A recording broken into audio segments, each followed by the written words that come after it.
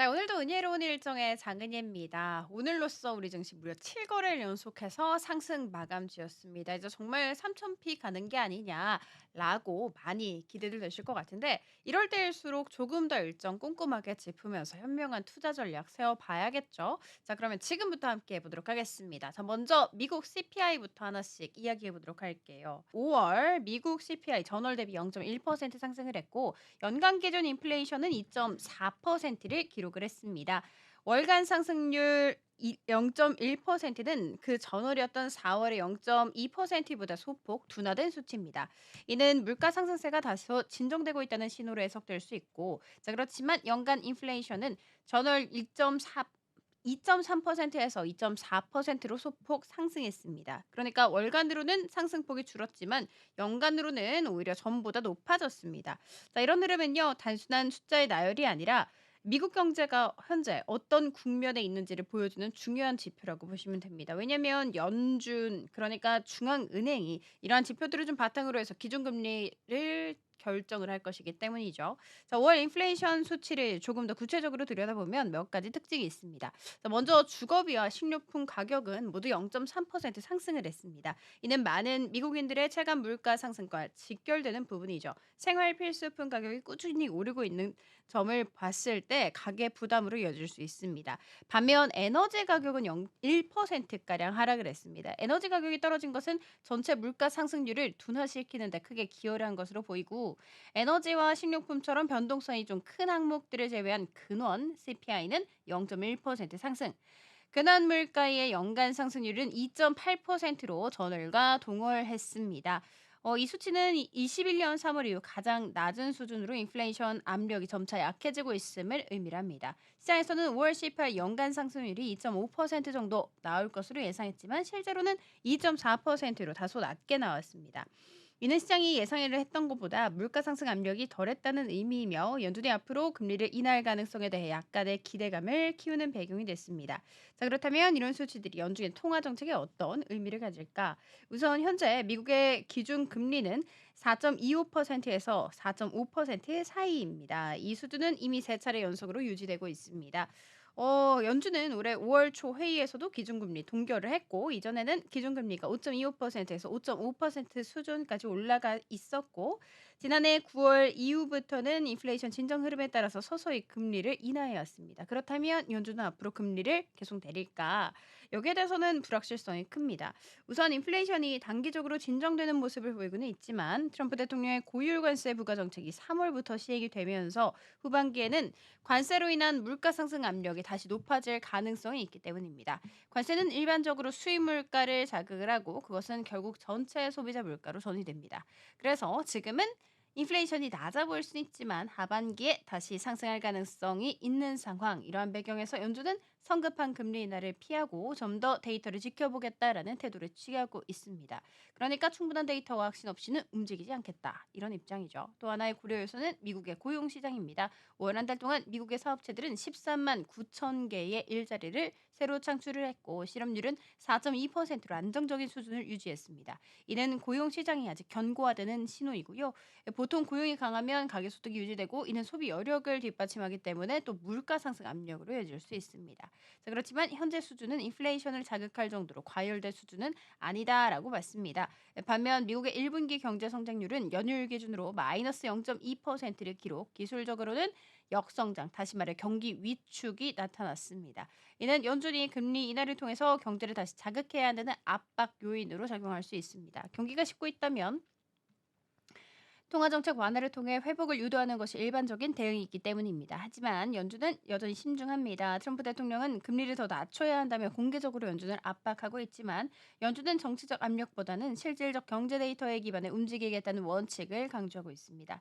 현재로서는 7월 회의에서 금리 인하가 이뤄질 가능성이 있지만 관세로 인한 물가 영향과 고용 시장, 경기 흐름 등 여러 지표를 종합적으로 분석을 한 뒤에야 금리 인하 여부가 좀 결정될 것으로 보이고 있습니다. 자, 그러면 일정 하나씩 살펴보도록 하겠습니다. 오늘 밤에는 또 미국 PPI 예정이 되어 있습니다. 통상적으로 CPI랑 좀 같이 가는 영향이 있기 때문에 CPI에 따라서 뭐 PPI 같은 경우에도 그렇게 큰 충격을 주지는 않을 것이다라는 이야기 나오고 있고요.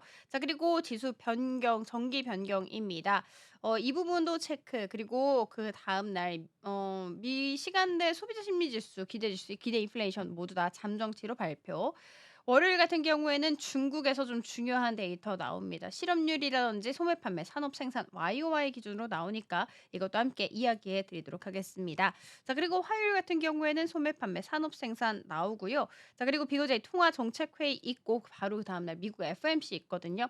이런 미국 은행 그리고 또 일본 은행, 중앙은행들의 금리 결정 중요한 요소이기 때문에 함께 이야기해 보도록 하겠습니다. 자, 그러면 이제부터 예고해 드렸었던 중요한 이슈 체크 하나씩 해 보도록 할게요. 일단 그전에 앞서서 공매도 재개 이후로 어떻게 우리 시장이 펼쳐지고 있는지부터 말씀드리도록 하겠습니다. 3월 31일 공매도가 전면 재개된 이후에 한국 증시 어떤 흐름이 나타나고 있냐. 특히 공매도 장모가 급격하게 늘어나고 있다는 점, 그리고 그 안에서 쇼 커버링이라는 전략이 다시 주목받고 있다는 점에 주목을 해야 합니다. 또한 최근 국내 증시의 상승 흐름과 미국 대통령의 또 관세 정책까지 겹치면서 시장이 요동치고 있는 상황인데, 우리는 이 변화 속에서 어떤 종목에 어떤 전략으로 투자를 해야 될까요? 먼저 수치부터 한번 짚고 넘어가 드리도록 하겠습니다. 공매도가 전면 재개된 시점은 31일이죠. 3월.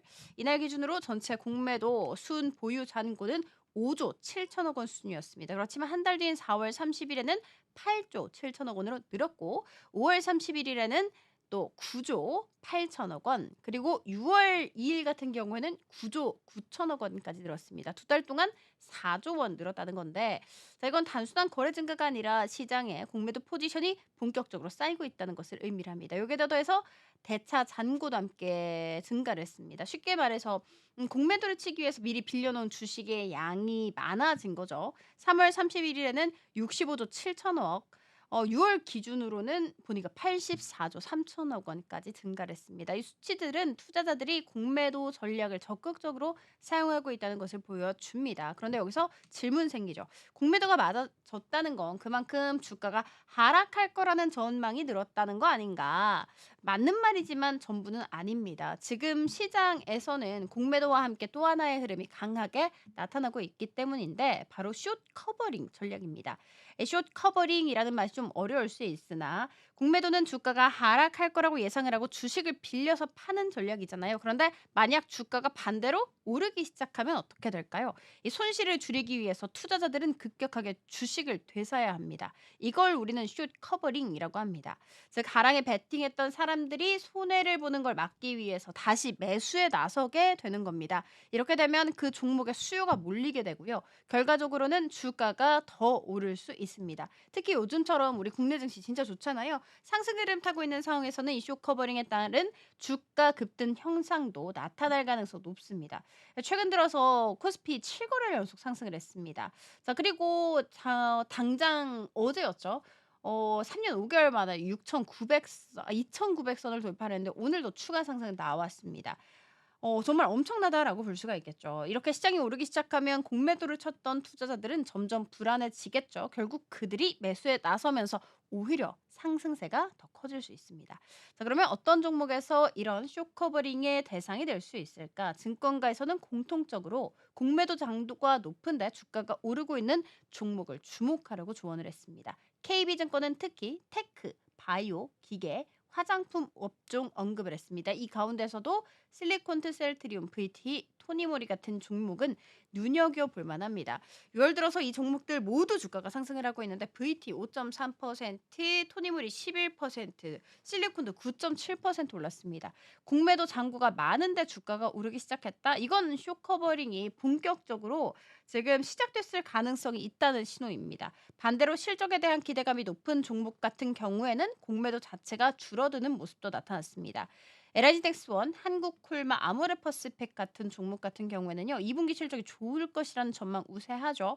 애들 종목은 오히려 숏 포지션이 줄어들고 있습니다. 여기에는 하락에 베팅하기 어렵다라고 판단한 투자자들이 포지션을 줄이고 있는 것입니다. 공매도 잔고 상위 종목들을 보면 시장의 긴장감이 느껴집니다. 자, 코스피에서는 크래프톤, 셀트리온, 하나오션, 키움증어, 카카오가 상위권에 있고, 코스닥에서는 NHLB, 에코프로, BM, 엔캠, 삼천단 제약이 이름을 올렸습니다.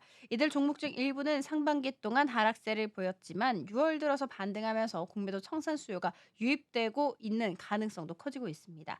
그러니까 하락에서 상승으로 트렌드가 바뀌는 종목은 쇼 커버링에 따른 수급 변화까지 기대를 해볼 수가 있는 것입니다. 자, 하지만 이 흐름이 무조건 긍정적인 것은 아닙니다. 지금 공매도 재개 시점과 겹치는 또 다른 중요한 이슈가 있죠. 관세 정책.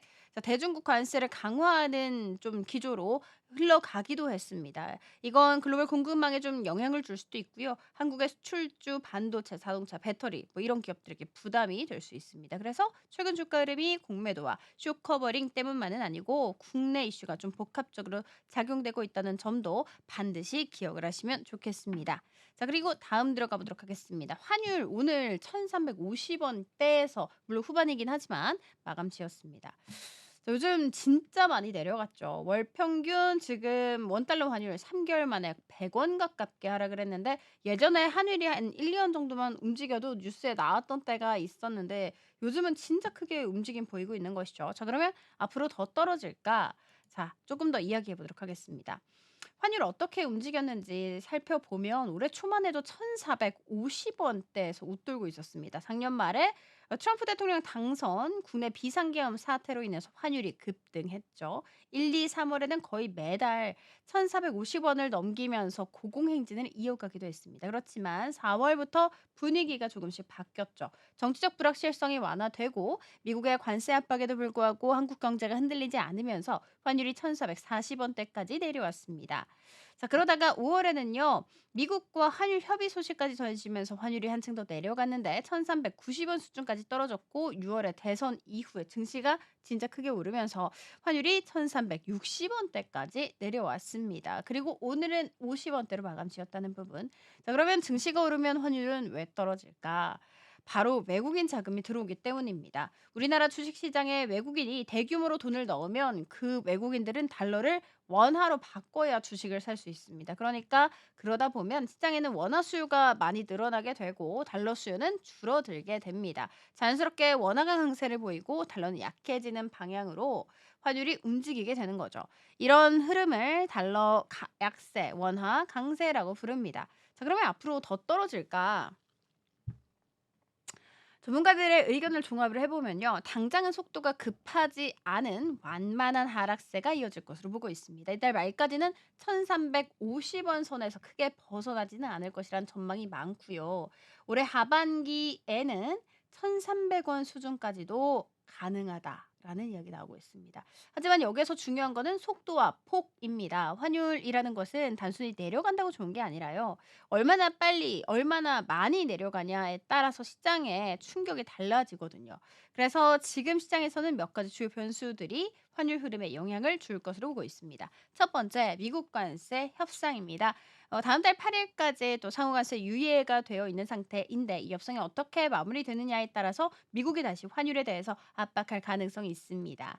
특히 미국이 최근 우리나라를 환율 관찰 대상국으로 지정을 하면서 국민연금이나 국부 펀드를 통한 외국 시장, 외환 시장 개입을 주의 깊게 들여다보겠다고 경고를 한 상태입니다. 이런 상황에서는 한국 입장에서 환율 조작국이라는 오명을 쓰지 않기 위해서 자연스럽게 원화가 강세를 띠는 방향으로 움직일 수밖에 없습니다. 자, 두 번째, 미국 경제와 달러 흐름입니다. 하반기 들어서 미국의 경제 확장세가 둔화되고 있고 금리 인하 가능성도 커지고 있습니다. 이건 전 세계적으로 매우 중요한 시그널이겠죠. 왜냐하면 미국 금리가 내려가면 상대적으로 한국 같은 신흥국 자산이 더 매력적으로 보이게 되거든요. 자, 그럼 우리 또 외국인 자금 한국으로 들어오고 그러면 또 원화 수요 늘어나고 환율은 내려가는 그런 구조가 되겠죠. 자, 특히 미국이 재정 적자를 악화시킬 수 있는 감세 정책을 추진을 하고 있는 만큼 달러 약세는 어느 정도 구조적으로 지속될 가능성이 있습니다. 자, 세 번째는 국내 정치 경제 기대감입니다. 신정부 출범한 이후에 2차 추경을 비롯해서 경기 부양 정책 기대감 모으고 있습니다. 30조 원 규모로 예상되는 이 정책들이 본격적으로 시행이 된다면 소비가 늘어나고 실적이 좋아지고 다시 외국인 자금이 들어오는 선순환 구조가 나타날 수 있습니다. 자, 이런 흐름 속에서 원화 강세가 더욱더 가속화될 수가 있겠죠. 그렇다고 무조건 환율이 계속 떨어진다고 보기에는 조심스러운 부분도 있습니다. 글로벌 투자 자금이 미국에 몰렸던 최근 몇 년의 관성이 아직 완전히 바뀌진 않았고 독일이나 일본처럼 대규모 무역 흑자를 내는 나라와 달리 우리나라 같은 경우에는 원자재 수입 등 일본은 구조적으로 달러 수요가 많은 편입니다. 그래서 장기적으로는 원화가 강해지기보다는 어느 정도 선에서 다시 반등할 가능성도 있습니다. 자, 그리고 연준의 태도도 변수죠. 현재까지 9월, 12월 이렇게 두 차례 걸쳐서 금리 인하 가능성 거론이 되고 있지만 물가나 고용이 기대만큼 안정되지 않으면 인하 속도 늦어질 수 있습니다. 이럴 경우 달러 약세가 생각보다 덜 나타날 수도 있고요. 환율 하락도 제한적일 수 있습니다. 결론적으로 정리를 해보면 이렇습니다. 현재 환율 하락은 정치적 안정, 외국인 자금 유입, 달러의 약세로 인해서 만들어낸 결과입니다. 자, 이제 가장 중요하게 등장하는 단어가 금리이죠. 중앙은행의 금리 결정은 단순한 수치 하나에 그치지 않고 시장 전체 흐름과 개인의 소비 생활까지도 영향을 줍니다. 그중에서도 연준 그리고 일본 중앙은행 BOJ는 세계를 이끄는 양대 축으로서 매우 중요한 역할을 하고 있습니다. 그런데 여기서 좀 흥미로운 부분은요. 이 두 나라의 중앙은행이 모두 다음 주에 통화정책 회의를 열어서 현재 지금 예상되는 부분은 금리 동결 결정을 내릴 가능성이 높다는 부분입니다. 자, 그렇지만 배경과 이부는 조금씩 다르거든요. 오늘 그 부분 한번 살펴보도록 하겠습니다. 미국부터 살펴보도록 할게요. 자, FOMC 회의 열릴 예정 오는 18일이고요. 시장에서는 이번 회의에서 미국이 기준금리를 현재 수준인 4.25%에서 4.5% 사이로 그대로 유지를 할 것이라고 전망하고 있습니다. 패드워치 툴에 따르면 금리 선물 시장에서는 이번 회의에서 금리를 동결할 가능성 무려 99.1% 보고 있습니다. 자, 로이터 통신이 실시한 설문조사에서도 105명 중에서 103명이 6월에는 금리가 동결될 것 이렇게 내다봤습니다. 이처럼 거의 확실시되는 배경에는 몇 가지 중요한 이유가 있겠죠. 첫 번째, 고용 지표 여전히 건조하다라는 부분입니다. 앞서 말씀드렸던 것처럼 예상했던 것보다 더 많은 일자리 창출이 일어났었고 고용 상황이 좋았습니다. 미국 경제 튼튼하다는 거고 그렇기 때문에 연준 입장에서는 굳이 지금 금리를 왜 내려야지 이렇게 생각하겠죠. 자, 두 번째 이유 불확실성입니다. 자, 제롬 파월이 지난달에 FMC 기자회견에서 이렇게 이야기했습니다. 관세 정책이 경제에 어떤 영향을 미칠지 더 명확해질 때까지 기다릴 필요가 있다. 자, 이 말은즉슨 무리하게 금리를 내리기보다는 경제 상황을 좀 지켜보겠다, 신중하겠다라고 이야기를 하는 것입니다. 자, 그리고 바로 트럼프 대통령 입장입니다. 일단 소비자 물가지수 무난하게 발표된 다음에 금리를 1% 포인트 인하하라라고 공개적으로 압박을 했는데 파월 의장은 금리 정책에 대해서 계속해서 좀 불만을 드러낸 이후에 지금에도 계속해서 정치적인 압박을 가하고 있는 상황입니다. 자, 하지만 이러한 압력에도 불구하고 이 두 가지 기준을 중심으로 해서 신중한 결정을 내리겠다라고 했습니다. 자, 이제 일본으로 넘어가 보도록 할까요? 6월 16일과 17일 금융정책 결정회의 엽니다. 자, 언론들은요, 이 회의에서 일본은행의 단기 정책 금리를 3번 연속으로 동결을 할 것이라고 전망하고 있습니다. 현재 정책 금리 0.5% 정도. 자, 일본은행 미국의 관세 정책과 같은 외부의 불확실성 그리고 일본 내 기업과 가계 소비 투자 위축을 이유로 금리를 그대로 유지할 것 같습니다. 소비와 투자가 위축되고 있어서 금리 인상에 신중해야 한다라는 의견이 많다고 전해졌습니다. 자, 여기서 흥미로운 부분은요. 우에다 가즈오의 태도 변화라고 볼 수가 있습니다. 금리 인상에 대해서 되게 적극적인 입장을 원래 보여왔었거든요. 그런데 최근에는 그 속도와 시기를 조절하려는 움직임이 나타나고 있기 때문입니다.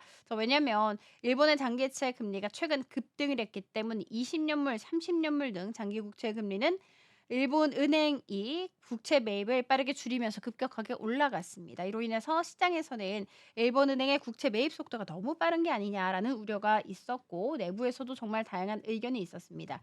자, 일부에서는 현재 계획대로 내년 3월까지는 국채 매입 감축을 계속해 진행을 해야 한다라는 주장이지만 다른 한편에서는 내년 4월 이후부터는 시장 충격을 줄이기 위해서 매입 속도를 늦추자라는 주장도 나오고 있습니다. 자, 일본 은행도 결국에는 미국 연준처럼 결정에 있어서 매우 신중한 접근을 택하고 있는 셈입니다.